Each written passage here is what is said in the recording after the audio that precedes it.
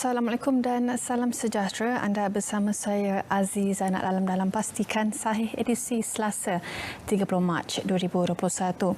Dan jangan lupa untuk muat turun aplikasi MySejahtera serta mengimbas QR Code setiap kali anda memasuki sesuatu premis. Kita mulakan hari ini seperti biasa dengan berita viral. Baik, pihak Kementerian Pembangunan Usahawan dan Koperasi MEDEK menyedari bahawa terdapat beberapa kumpulan WhatsApp yang telah menularkan maklumat berhubung bantuan PKS menggunakan logo kementerian serta nama menteri serta alamat Pusat Khidmat Ahli Parlimen Santubong. Justru pihak MEDEK memohon kerjasama semua pihak agar tidak berkongsi maklumat tersebut yang sememangnya adalah tidak benar. Seterusnya, seramai 1,911 pengamal perubatan AM dan swasta GP telah berdaftar dalam program imunisasi COVID-19 kebangsaan PICK Fasa 2 dan juga 3 sehingga 28 Mac lalu. Menurut Menteri Kesihatan Datuk Seri Dr. Adham Baba, dalam satu kenyataan, GP yang berminat perlu berdaftar dengan Protect Health Corporation Sdn Bhd, Protect Health melalui laman web protecthealth.com.my. Tambah beliau lagi, GP yang terlibat juga boleh mendapatkan maklumat berkaitan modal vaksinasi, skop tugas, keperluan, kadar bayaran dan kaedah bayaran melalui laman web tersebut. Juga Kementerian Kesihatan Malaysia KKM akan terus memberi fokus kepada usaha mempertingkatkan tahap penjagaan kesihatan rakyat luar bandar, khususnya di negeri Selangor. Menteri Kesihatan Datuk Seri Dr. Adham Baba dalam satu kenyataan memaklumkan pihak KKM kini sedang melaksanakan beberapa projek pembangunan dan menaik taraf fasiliti kesihatan luar bandar termasuk klinik kesihatan Si Jangkang dan klinik kesihatan Semenyih. Tambahnya, kementerian akan melaksanakan projek hospital kapar di Klang bagi menyediakan sehingga 1,000 katil dan sekaligus mengurangkan kesesakan di Hospital Tengku Ampuan Rahimah Klang. Usaha ini juga selaras bagi menjunjung titah Sultan Selangor Sultan Sarafuddin Idris Shah Al-Haj untuk mempertingkatkan kesiapjagaan dan kemudahan kesihatan di kawasan luar bandar, khususnya di negeri Selangor.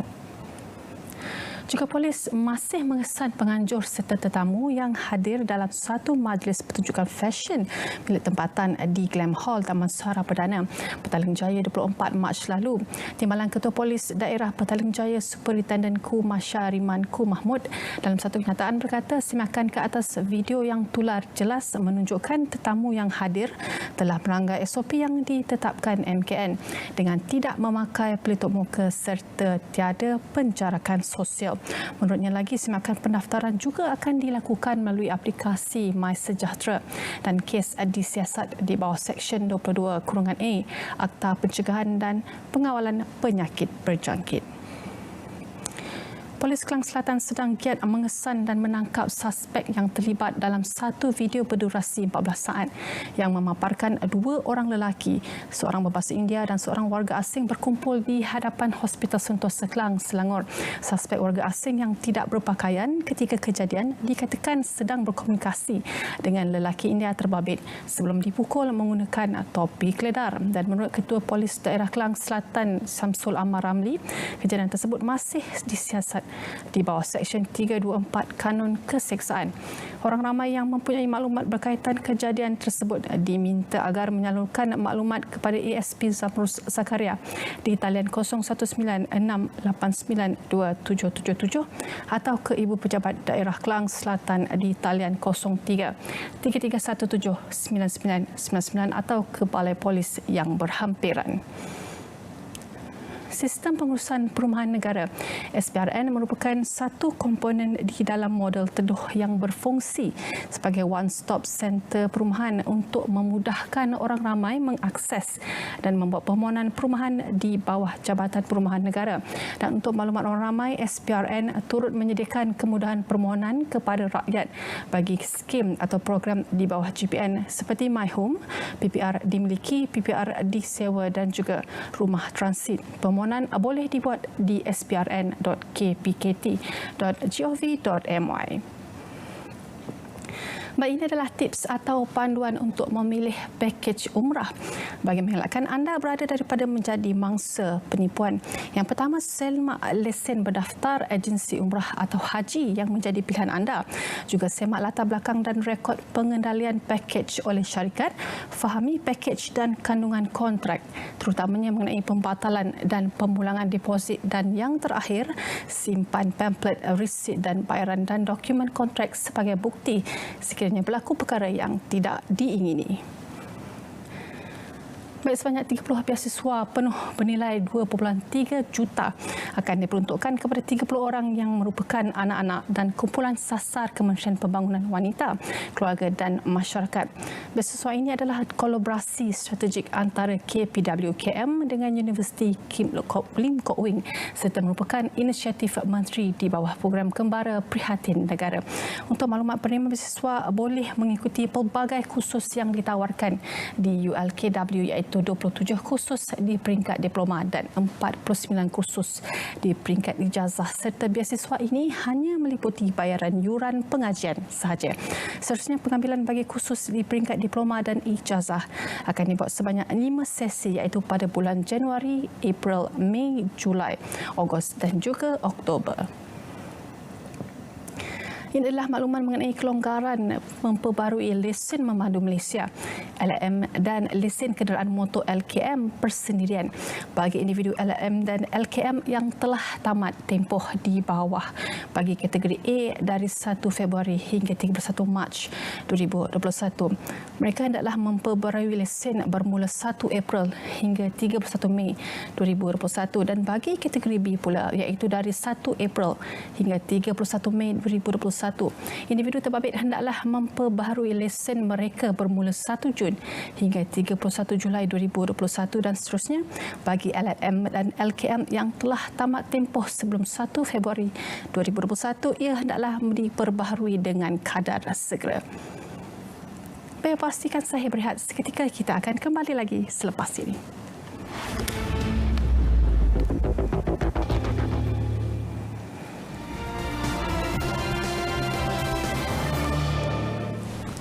Kerajaan juga menanggung subsidi yang agak tinggi ke atas produk gas cecair petroleum ataupun LPG. Harga sebenar di pasaran setong gas LPG bersaiz 14 kg pada masa ini adalah sekitar RM50. Namun harga runcit yang telah pun ditetapkan pada paras RM26.60 setong. Oleh itu, kerajaan telah memberikan subsidi hampir 50% bagi setiap tong LPG 14 kg yang digunakan oleh rakyat, khususnya isi rumah. Kerajaan akan terus memberikan subsidi berkenaan supaya harga barangan keperluan harian kekal berpatutan.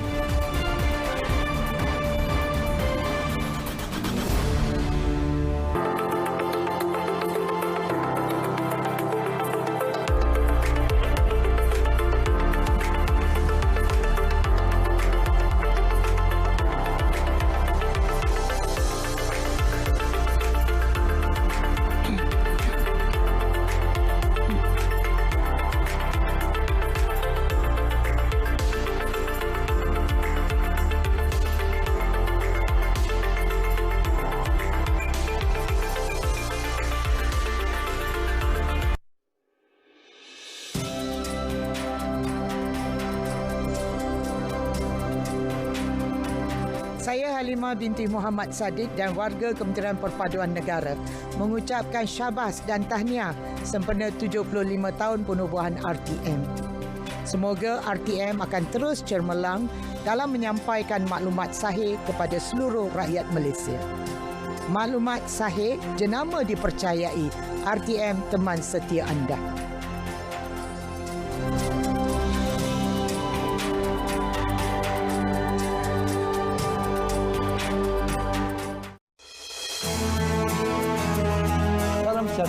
Saya Wee Chek Seng, Timbalan Menteri Urusan Perdagangan dan Komuniti, mengambil kesempatan ini mengucapkan tahniah dan syabas pada RTM menyambut tahun ke-75. Semoga RTM maju dan jaya. Sekian, terima kasih.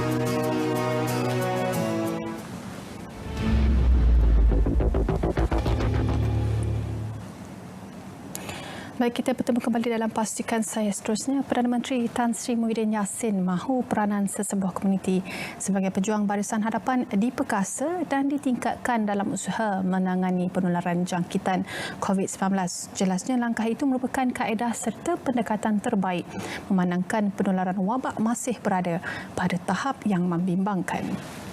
Hingga 23 Mac 2021, seramai 29,407 orang anggota agensi dan kepimpinan komuniti yang telah menyantuni lebih 1.325 juta rakyat Malaysia melalui pelbagai program di lebih 22,166 hotspot ataupun kawasan tumpuan.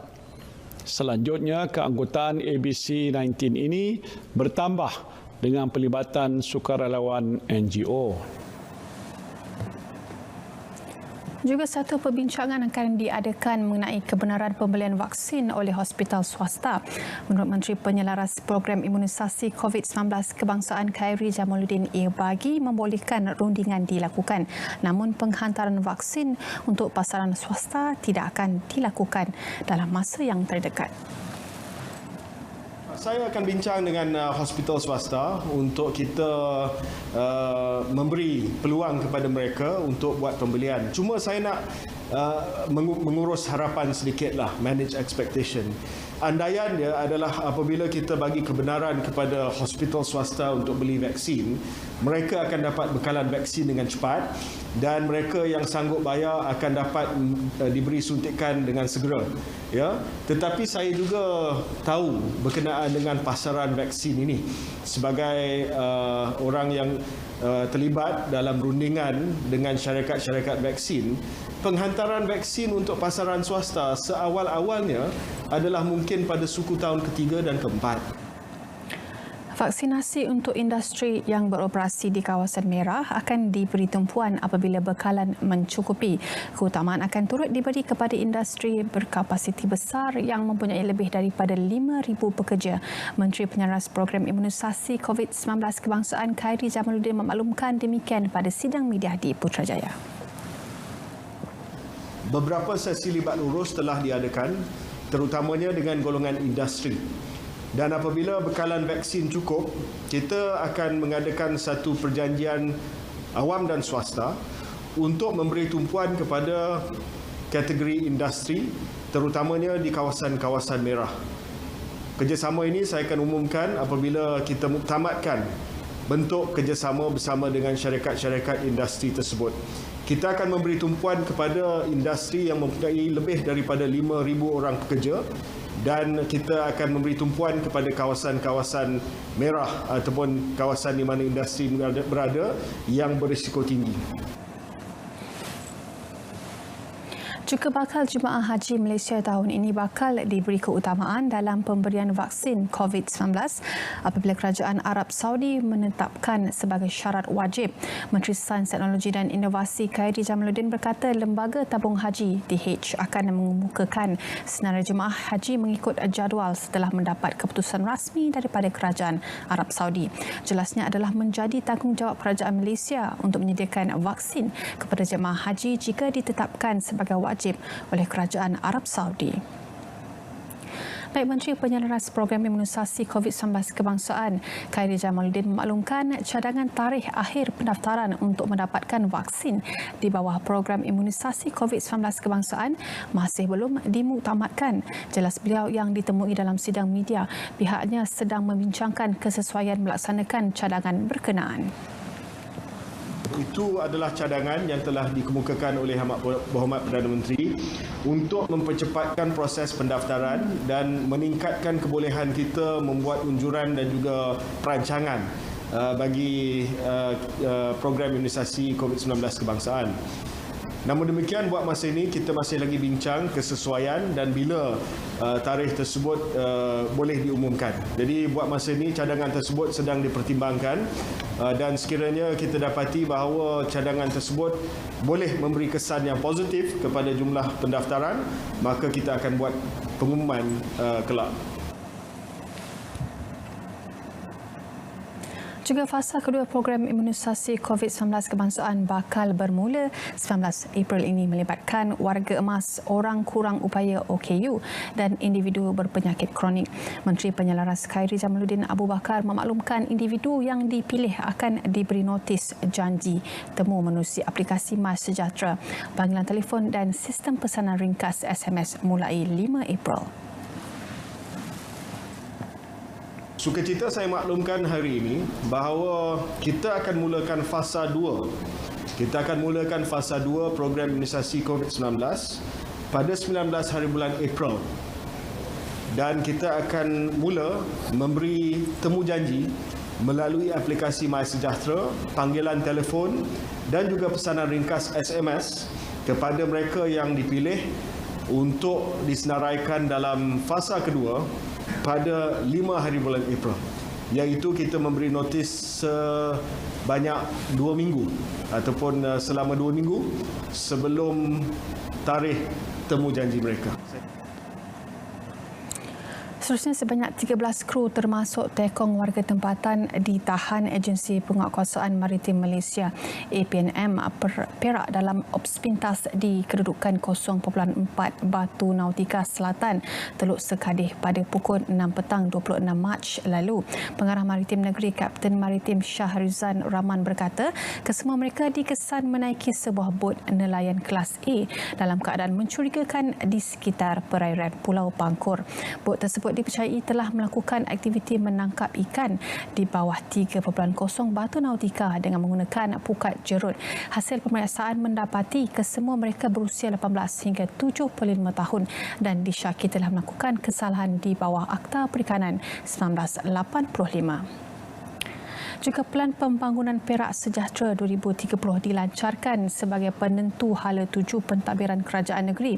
Menteri Besar Datuk Sarani Mohamad berkata, mengangkat visi Perak Makmur Rakyat Sejahtera dan misi memacu pembangunan sosioekonomi yang mapan, inklusif dan dinamik. Pelan tersebut memfokuskan 5 teras strategik.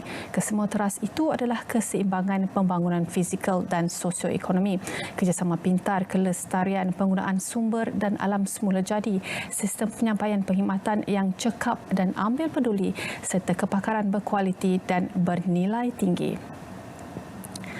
Seterusnya, Melaka merancang mengadakan kerjasama dengan beberapa negeri lain bagi program pelancongan 2 hala menerusi pelaksanaan gelembung perjalanan untuk menyokong kelangsungan operasi penggiat industri itu.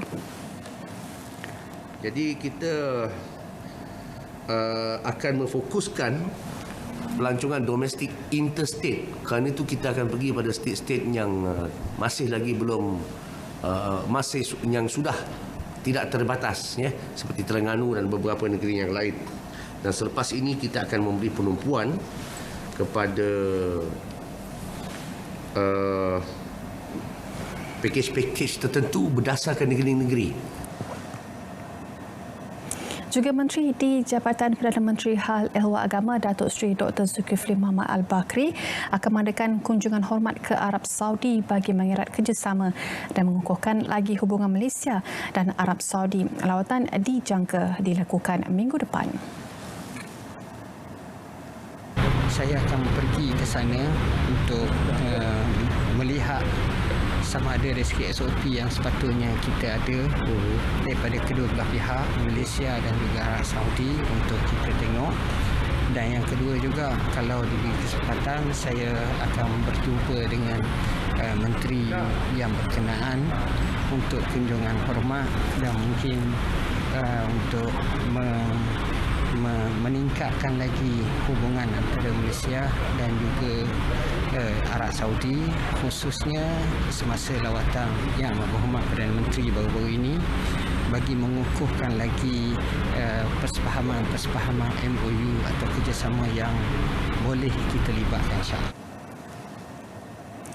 Pertubuhan Keilmuan Nasional dan Gerakan Belia 4B menyerahkan memorandum kepada Suruhanjaya Pilihan Raya SPR bagi menggesa supaya pelaksanaan pendaftaran pemilihan automatik dan kelayakan mengundi pada usia 18 tahun disegerakan. Pemangku Presiden Gerakan Belia 4B Fahmi Ashraf Badarudin ketika ditemui selepas menyerahkan memorandum itu di Ibu Pejabat SPR di Putrajaya mengajukan persoalan adakah kerajaan masih serius dengan undi 18 sedangkan Parlimen sudah meluluskan undi 18 pada 2019 sebelum pelaksanaan Perintah Kawalan Pergerakan lagi. Pengurusi Keilmuan Nasional Zamri Muhammad Isa pula berkata pelaksanaan undi 18 itu tidak harus ditangguhkan supaya hak kira-kira 1.2 pengundi belia tidak dinafikan. Juga kerja-kerja menaik taraf 94 Hospital Angkatan Tentera 94 Had di kem terendah Sungai Udang di sini akan bermula hujung Julai ini menerusi peruntukan sebanyak RM40 juta yang diumumkan Menteri Kanan Pertahanan Datuk Seri Ismail Sabri Yaakob pada 28 November lepas. Bahagian hal ehwal awam J7 Markas Angkatan Tentera Malaysia dalam satu kenyataan media memaklumkan Panglima Angkatan Tentera Jeneral Tan Sri Afendi Buang telah mengadakan lawatan kerja ke kem terendah di sini pada Isnin dengan tumpuan di 94 Had dan ketumbukan pasukan 10 Brigade Pada. Baik, pastikan saya berehat seketika, kita akan kembali lagi selepas ini.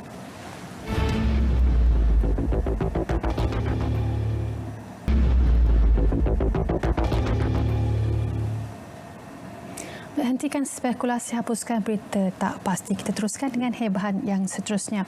Jangan lupa untuk saksikan bicara naratif bersama Datuk Seri Dr. Mazlan Yusof iaitu Ketua Setiausaha Kementerian Pengajian Tinggi dan Profesor Datuk Dr. Husaini Omar iaitu Ketua Pengarah Jabatan Pendidikan Tinggi hari ini dengan topik perbincangan KPT menginspirasi minda menerajui masa hadapan. Juga pastikan anda tidak melepaskan peluang bersama Forum Perdana Ehwal Islam khas minggu ini sempena sambutan Hari RTM ke-75 hari Khamis jam 9 malam.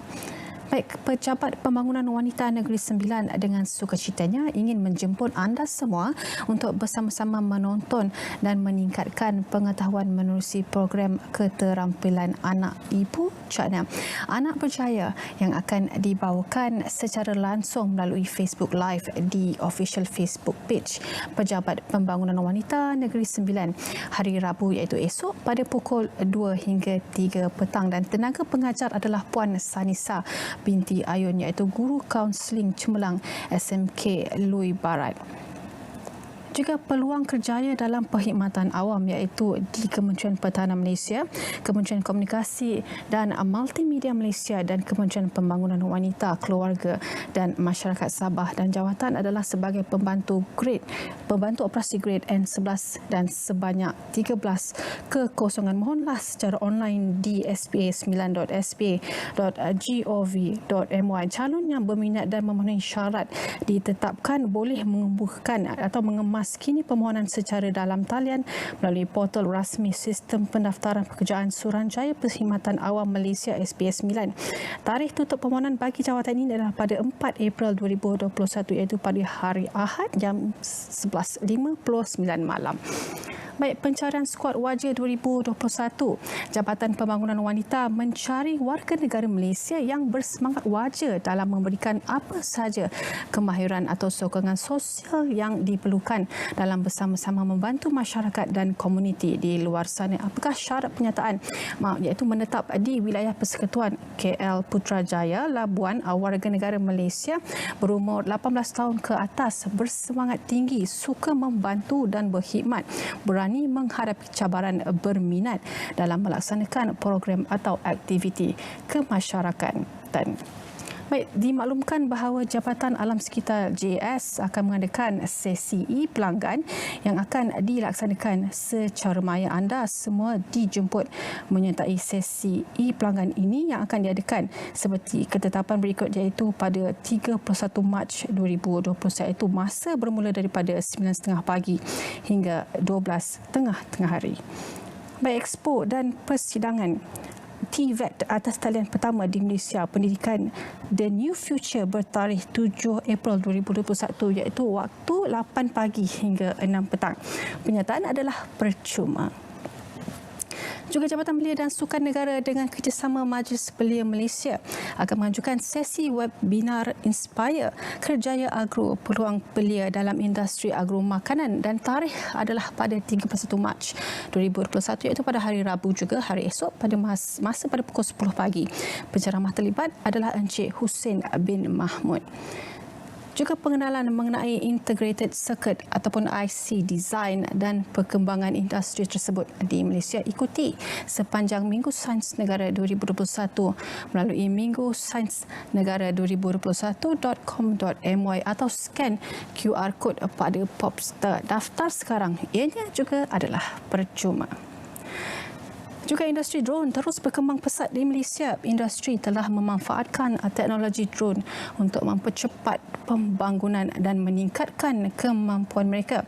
Bersempena dengan Minggu Sains Negara 2021, Malaysian Global Innovation and Creativity Centre ataupun MAGIC akan mengadakan sesi webinar dengan topik Drones, A Bird's Eye View of the Future bertarikh pada 2 April 2021 iaitu pada hari Jumaat dari 2 hingga 3 petang. Baik, pernahkah anda terfikir bagaimana sesuatu kes jenayah dapat diselesaikan? Mari pelajari dan terokai kaedah sains forensik untuk merungkai bukti dan suspek bersempena Minggu Sains Negara 2021. Satu cabaran akan diadakan khas seperti butiran berikut iaitu pada tarikh 1 hingga 2 dan 5 hingga 6 April 2021 masa 8 pagi hingga 5 petang. Penyertaan ini terbuka kepada pelajar berusia 13 hingga 15 tahun. Baik, perkongsian tadi mengakhiri pastikan sahih untuk hari ini dan jangan lupa untuk terus bersama kami setiap hari Isnin hingga Jumaat jam 4.30 petang.